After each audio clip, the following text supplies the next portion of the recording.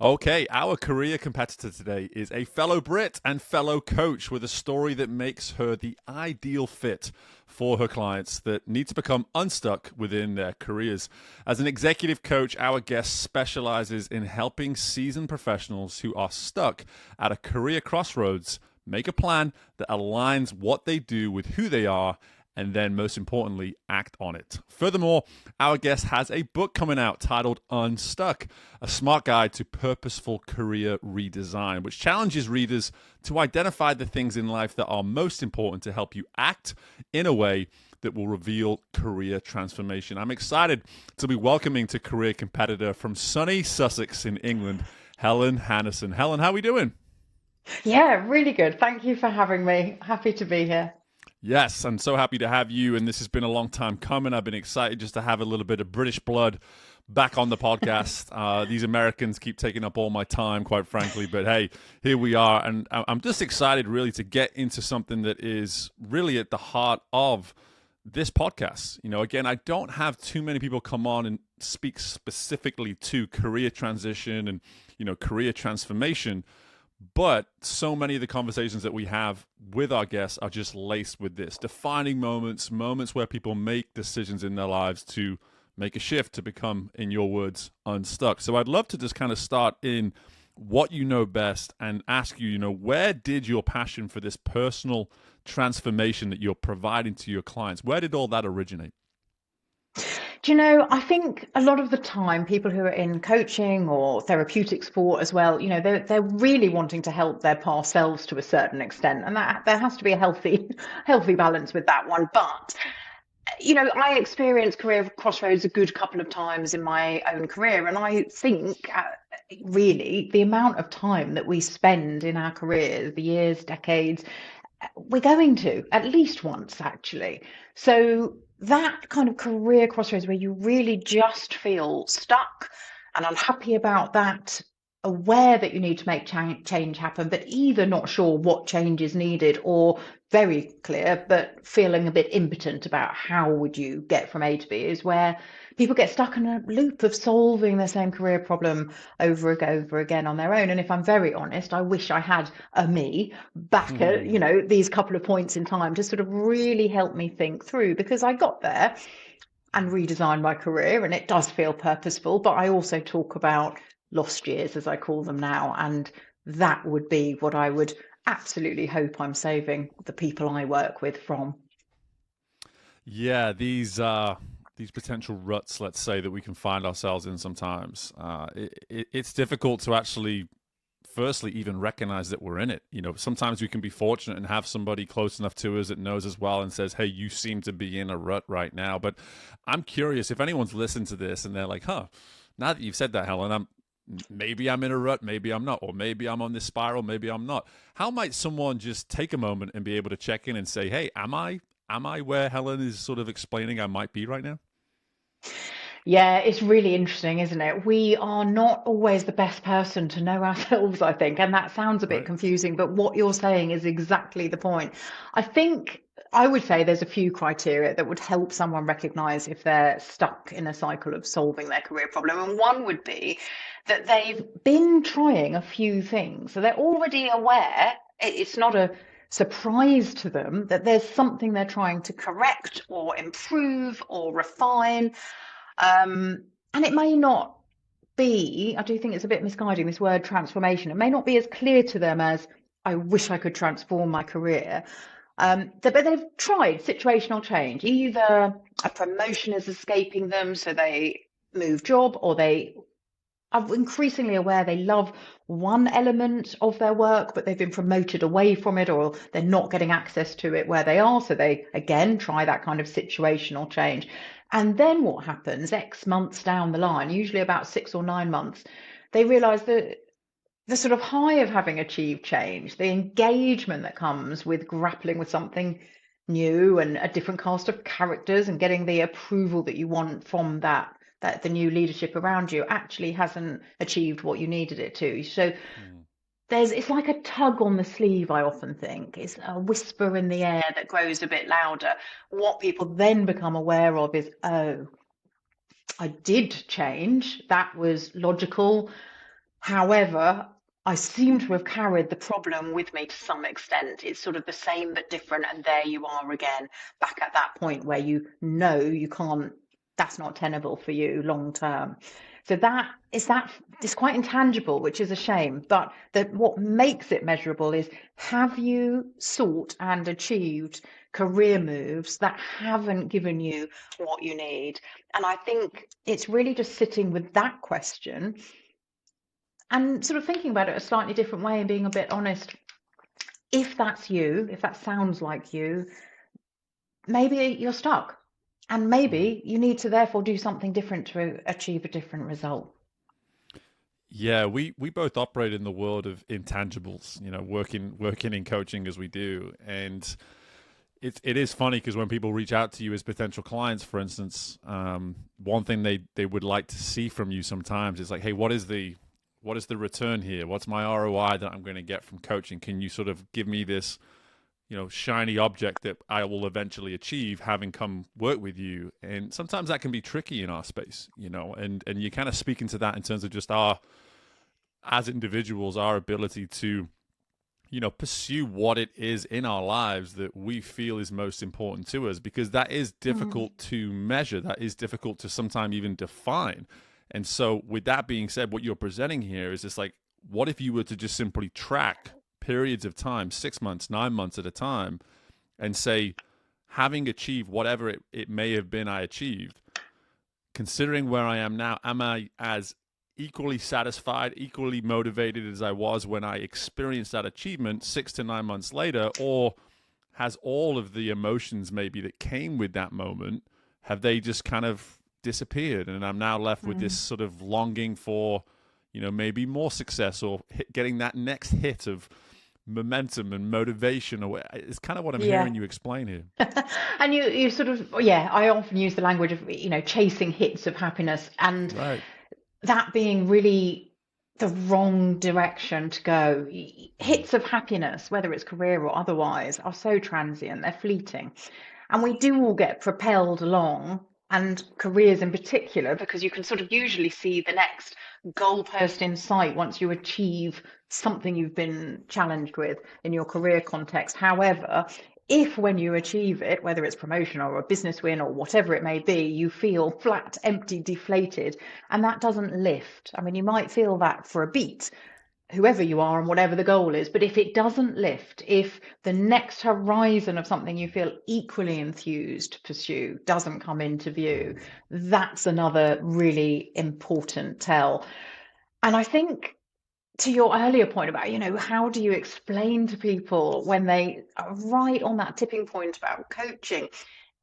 It's a lot about explaining to people that there is nothing tangible that I can gift them. However, what I can do is explain a general sort of formula that I like to work with for career redesign, and give them the hope attached to other people's stories, usually, that actually, once you have these pieces in place, usually pieces of self-awareness, so it's quite introspective, but it allows probably quite a fresh way of analysing what's going on around you, and as you said, how you feel about that.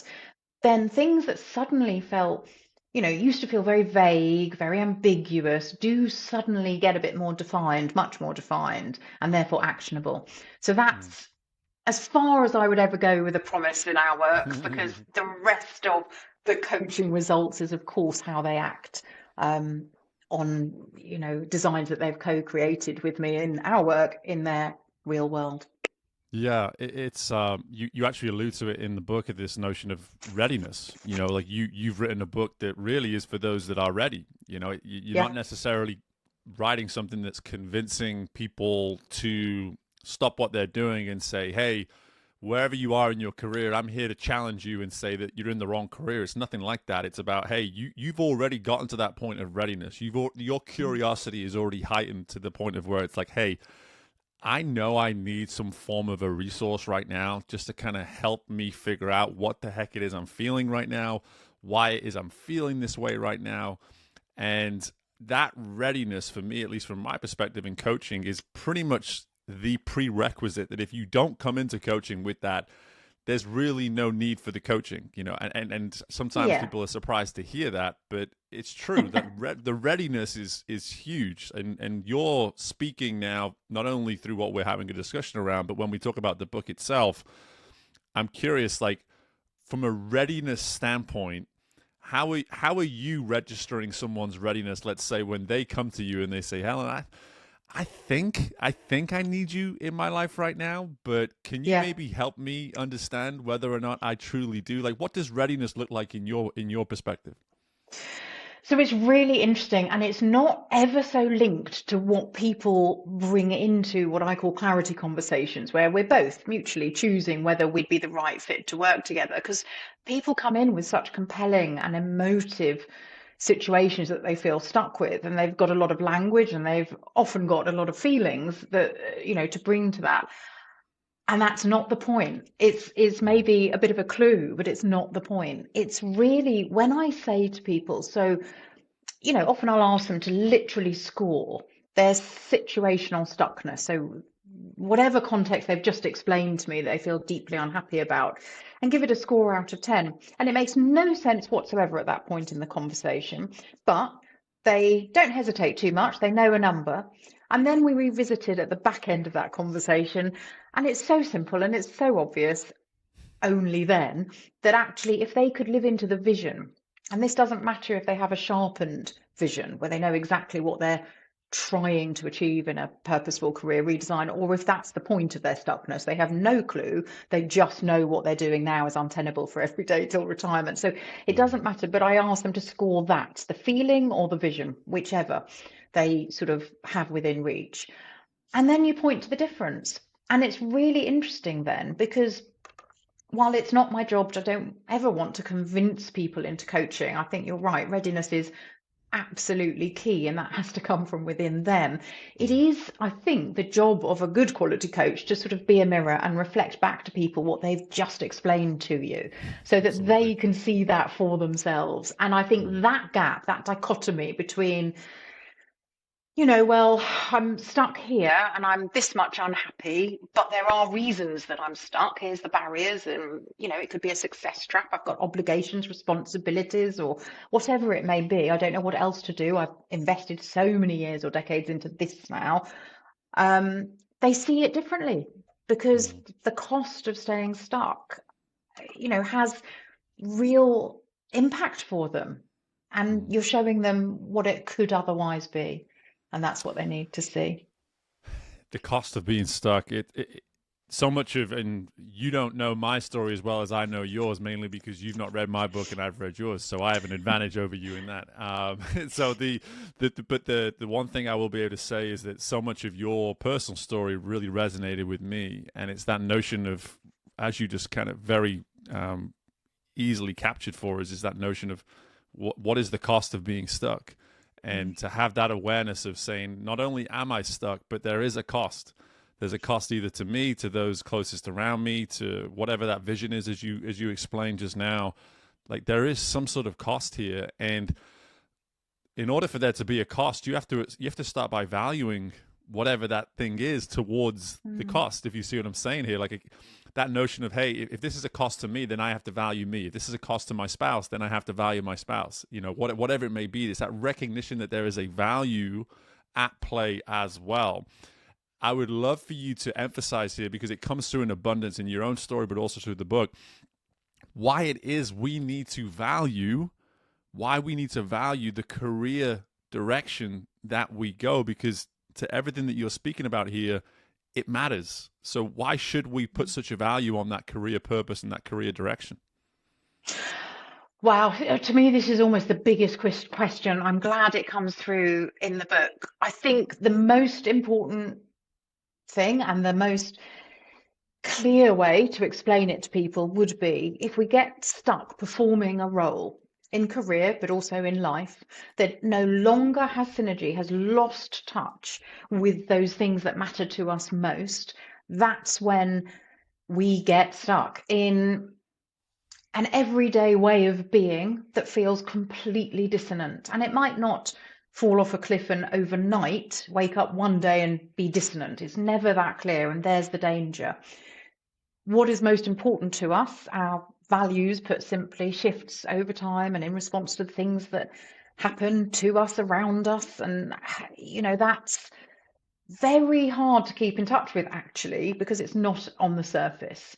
But unless you link that stuff that's quite sort of going on underneath with the outer work that the role that you're performing in your career, then that's a bit of a danger zone. That's a fast track to a career crossroads. Um, and I think that's not easy to do on your own, if I'm really honest. So in the book, I sort of spend quite a bit of time explaining to people a bunch of different ways that they can access this for themselves and really do the thinking, because it's not very fluent for people. But I think if I put it really simply, we feel so disengaged. I don't know how else to explain the dissonance. It's become so clear.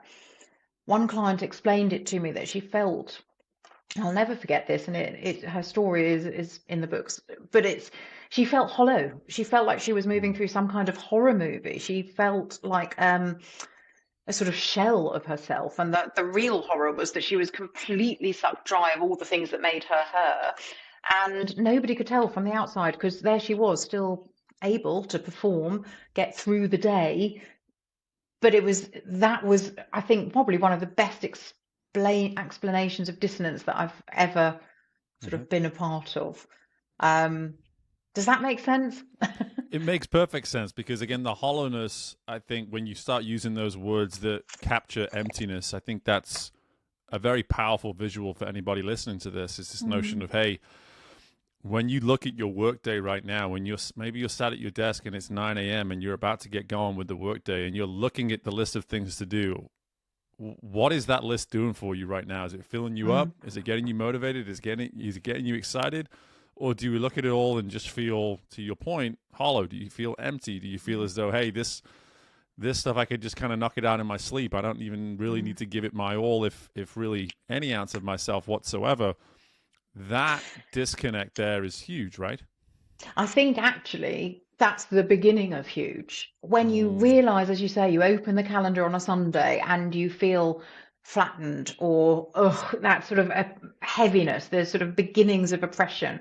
That's the first tell. What happens is that grows. It gets worse and worse and bigger and more enveloping, until actually you are living your problem and you're looking through, your clock watching all day, every day, and you have that sort of stomach sinking feeling of dread as you walk in the building, and you only feel very temporary relief as you leave. And that's whether you're closing the laptop because you work remote, or sort of, you go to a bricks and mortar place of work. Is not enough of actual living in between that way of working. And I think that feels really clear to me, that we are a bit too excellent at persevering through that kind of feeling. We think it's our job. It's a bit of a social constructed instruction there, but we do think that it's our job to persevere and be resilient through that level of unhappiness, because that's professional, or that's responsible, and that's our obligation, that's our expectation, or someone else's of us. And there's another really important kind of stuckness, that we can somehow carry on despite it coming at that kind of cost to us on the inside. Yeah, it's I can't help but see the relevance of two British people talking about what I feel as though is almost the results of the Industrial Revolution. It's just like that. That's what it fit. To this day, we're still in many ways experiencing it. It's in our DNA, this notion of just like clocking in, clocking out, and just, hey, we've got to show up, we've got to do our job, we've got to stay on the line, however you want to put it. And if you've come from maybe generation after generation of people earning a paycheck like that, why would you think any different? Why would you? And it takes someone who's maybe been on that sort of conveyor belt type of career to suddenly make a very brave decision just to say, hey, enough of the conveyor belt, enough of this feeling of just kind of going through the motions and checking the boxes or whatever it is.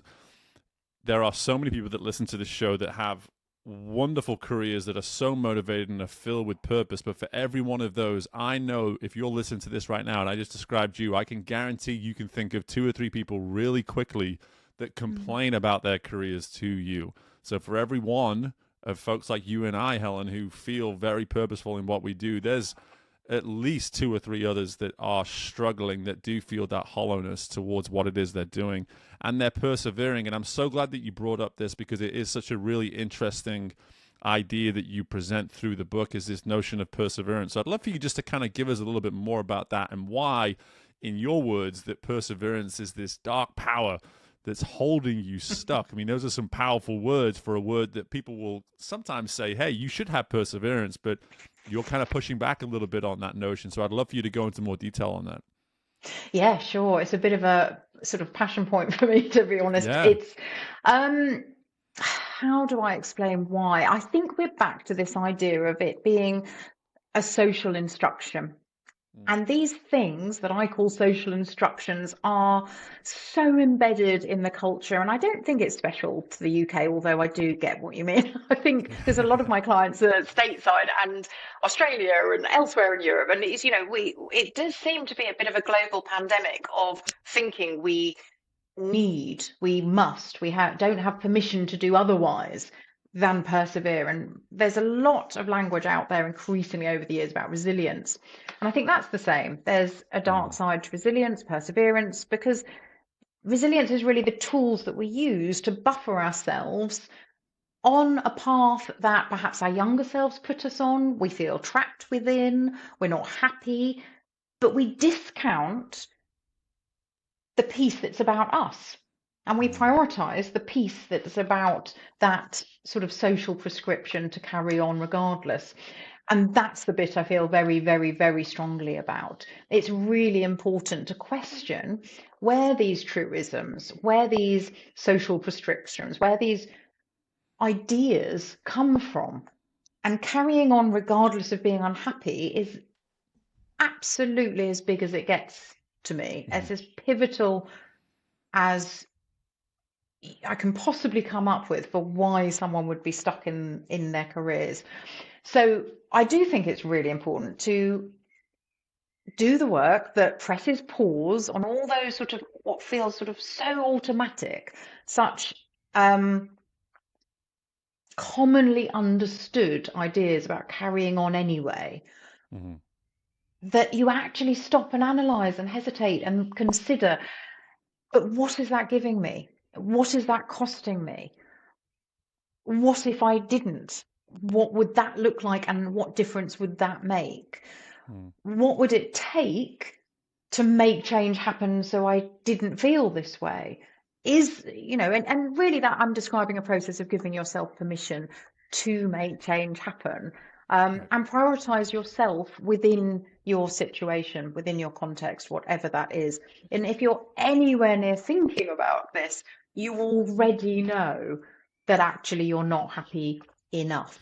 You're coping, but Yeah. why is coping, even admirably, okay? What is quite a Mm. low threshold for what you want from life, really. Yeah, and what I love about it, whether it's perseverance or resilience, what you're saying here is that these attributes aren't things that we should disregard. What you're saying is that we should be using them the way that they're meant to be used toward ourselves, towards Yeah. our personal mission, our personal goals, as opposed to the satisfaction of maybe someone else. And that is easily the hole that we can all stumble into in a variety of roles within our lives. But this seems like a great opportunity, though, for you to share maybe a little bit of your own personal story with how you were able to have that awareness yourself. Like, what was that moment where the rubber met the road, as they say, and you just said, hey, this is time. It's time for me to Mm. start using this perseverance, if you will, towards what I want, as opposed to maybe this idea that somebody else has maybe painted for me. Yeah. Well, there's a few, but I think the one that comes to mind is sort of leaving, I suppose it's the exit point for my career one, which was a 20-year tour of global public relations firms. And I was that person who'd already decided, well, I'll make change happen. I had become a new mum. I didn't want to be a board director anymore because I could see the amount of travel, and it wasn't very possible to be part-time and on the board. So it was, there were lots of things, and this will sound maybe slightly unfamiliar to people actually who are in the working climate as we are today, that remote working was, you could negotiate it, but it was agreed through gritted teeth, was never honoured, never respected, and called not being committed enough. So I really had tried a bunch of things. I left one firm and went to a smaller one. I deliberately went to a lower role. I was very open, almost to the point where I thought, they probably won't want me because I'm going to say this. And then they did. So I went to a smaller firm and sort of was very happy for them to benefit, obviously, from all the experience, but that was the role I wanted. Wasn't aspiring to go back onto a board. That was the point. I wanted this less demanding role because I needed balance with my career and my mothering. And that seemed to be working reasonably until my boss at the time said to me, we went out for one of these coffee meetings, which was always a bit of a bit of an alarm bell, isn't it? You're invited off site for some important conversation. You're not quite sure what the agenda is. And, long story short, she said to me, we've bought you mind, body and soul at this level. That's what we've bought. That's what we want. Wow. And it was, and I sort of write this in the book, it was one of those moments, if I could be the editor of a movie instead of writing a book, it would have had those wobbly lines where you're sort of transported to a different place and it's all dark around you and there's a spotlight just and time freezes. It was one of the very few times I've experienced that, and I really did. And I just heard myself almost saying, wow, the problem is I've sold 3 days a week for which you do get my mind and body, but my soul is elsewhere. And, the other days of the week are mine. So I don't see this as a fit. And it was shocking, but true. And that became the tipping point for me that was absolutely undeniable, completely violating my values. Not that I had access to this language at the time, but I really understood this was not tenable. I tried, that was my best effort, and if that was how it had translated, it had beaten me. Yeah. So I left and went through it began a very long period, and that's where I call my lost years of hurtling at different things in a very deliberate effort to find another fit. But it was all a bit scattergun because I didn't yet understand what I now do about what it takes to align career transformation with these important factors, these really important variables, because otherwise it's just change, situational change, one after another, and it's a bit more like throwing mud at the wall, which is definitely what it felt like. I'm sure, but you represent now what I think is so important in folks that do work like yours, is that you are an example, a walking, talking, shining example of, if you work this process, if you respect this process, you can get to this point. And it's not like every single person you're going to coach is going to turn into an executive coach that helps people with their career transitions. But you are doing, for people, and have been now for some time, what you were able to do for yourself, which is always going to be the hardest part. It's always going to be harder to do it for yourself. Not that I'm sure you got plenty of help in the process, but I can resonate with that entire story of, here I am as an executive coach myself. We work with different clientele, but my clientele work with me because of my experiences of operating in high-stake environments. That's what they connect with me on, because that's what they're experiencing, the same way that have no doubt that your people are all resonating with you and connecting with you in that, through the coaching that you're providing. One final thing I'd love to just touch on is everything that you just alluded to there within that story came with a ton of work, a ton of hard work, which is where it actually now allows us to really understand what you were alluding to earlier with perseverance and resilience, because here you are now moving and shifting those very characteristics into a space of fulfillment and purpose. So just tell people a little bit, maybe when they, if they were to be thinking about doing this very step, making this very switch, this very change in their life, from a mindset standpoint, from a hard work standpoint, what is somebody really taking on? I know that's a bit of a vague question, but at the same time, I'd love for you to see if you can maybe just capture, like, when you think about the folks that you coach, what does work really look like? Yeah, it's a really important question, actually. And I think the word transformation is a little bit misguided for Mm-hmm. people. I think people at that tipping point are feeling very motivated slash desperate to Mm-hmm. achieve change. And the idea of transformation makes it feel like there's some kind of magic bullet, magic formula, magic wand that just makes it happen quickly. And you're right, it's not like that. I honestly believe anyone who's selling transformative and transformation and implying it is,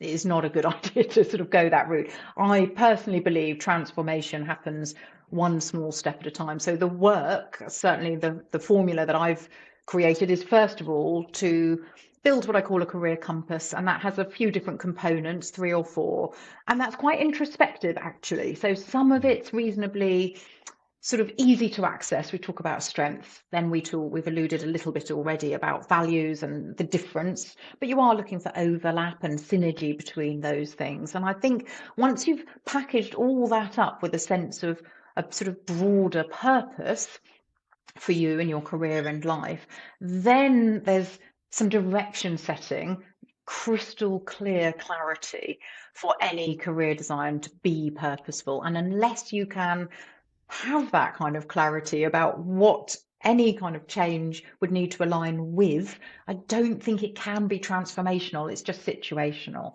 So that's the first. Now that sounds like quite a lot, but that's only the first point of the work. Then we move into what I call career redesign, which is all much more practical and pragmatic. A lot of Sure. ideation, sort of I have fun using lots of language that come from my career one, and sort of teach people who might not have that familiarity with brainstorming and really being quite creative with their thinking, but then translating it to something very useful and practical. So that's the next stage. And then we get into the mindset mastery. And there's a lot of mental fitness stuff. I'm a narrative therapist as well as a coach. And a Yeah. lot of that comes in then, because I think even the best designed and most cleverly aligned career redesign plans aren't actually enough. We then need to anticipate those things that will hold us stuck, that are perhaps inner barriers as much as practical and pragmatic ones, and figure out how we would navigate them as and when and if they do show up so that they can't. So that's the sort of third and final sort of truth about transformation that I talk about in the book, and is what it takes to achieve that kind of aligned career transformation, for sure. Two words come to mind as you're explaining all of that. One is personalized, and second is fun. The word fun just kind Oh, of jumped to good. my mind. Again, honestly, because again, it's work is work, and people hear a word like that and they're like, how can that possibly be associated with fun? But you can hear, because of the personalization approach and the fulfillment that comes with Yeah. anything that's personalized, there's going to come fun with it too. There's going to be fun in the process of doing that kind of work. And so that came through in abundance as you're explaining it. And this is a great opportunity for you to just share with everybody, firstly, how we can access the book, what we need to know about it, and secondly, how we can maybe even access you in that process as well, Helen. Yeah, great. I love hearing that the fun element comes across. It is completely bespoke, and that's sort of the point of this kind of work that's That's all right. about congruence. So the book is going to be on Amazon. It will also be in other bookstores. So you're looking for Unstuck. That's the title of the book. There is also, there's all kinds of QR codes. I've popped one in every single chapter, and there's sort of special gifts for people who are buying the book, because I do feel very passionately, being a coach, that anything that is read or otherwise learnt also needs to be actionable to have value. So there's lots of frameworks and exercises or links to online resources to make doing the work and applying what you're learning to yourself and your own situation, even as you're reading. And there's a note as well about the online companion course, which you have no obligation to enter into. But if you are feeling that you're wanting a bit more, or a bit more bespoke, a bit more Hmm. access to me, but also perhaps a cohort of others going through the same thing, then that link's in there as well. Purposeful Career Redesign is the course. And of course, you will find me on helenhanison.com, and I'm very happy, always love to see emails drop in, and sort of get messages from people who want to find out a little bit more, and we can organize a conversation around that. Wonderful, wonderful. And the book is it out now? Is it coming out soon? Was it out now? It's coming out soon. Yes, Yes. not quite Okay. yet. Not quite yet. So I'm hoping that maybe by the time that we actually release this in a few weeks, the book may be out, Yes. and I'll obviously update everybody based on what's going on with that closer to the time that we release the episode. But Helen, listen, this is such powerful content. All of this stuff can really either help somebody who is in that position where they know they are clearly stuck and they need to start being the catalyst for overcoming some of that work, overcoming some of that situation, sorry. But at the same time, I know this is going to be really useful to those that are actually well on their way. And when they are in a position where they can be that lifeline maybe to somebody else, this is the kind of insight that's going to really help them in those moments to maybe help someone see what they're unable to see themselves. So I just appreciate your generosity of insight. Appreciate your time. Always so glad to have a fellow Brit on the podcast. And just best of luck with the book. Best of luck with everything moving forwards. Thank you so much for having me. It's been lovely to talk to you.